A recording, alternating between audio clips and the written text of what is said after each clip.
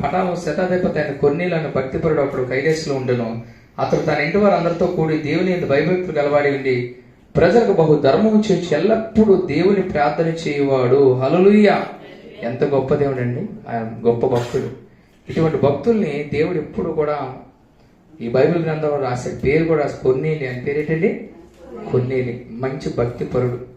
చూడండి, ఇంచుమించు 3 గంటలు వేళ దేవుని దూత అతని యొద్దకు వచ్చి కొర్నేలి అని పిలుచుట దర్శనమందు తేటగా అతను కనబడెను. హల్లెలూయా! మన ఇంటి పక్కలో మన పిల్లలు, కానీ దేవదూతట కొర్నేలి పిలిచిందట. దేవుని స్తోత్రం కలుగునుగా. అంటే దేవుడి దృష్టిలో కొర్నేలు ఉన్నాడు. హల్లెలూయా! అంత భక్తిపరుడు. ఈరోజు అటువంటి భక్తిపరులు ఉన్నాం మనం. ఈరోజు మన భక్తి ఎలా ఉంటుంది అంటే చర్చిలోనే భక్తి. చర్చి దాటిపోతే మెట్లు దిగిపోగానే మర్చిపోతాం. మళ్ళీ బైబిల్ ఒక పక్క,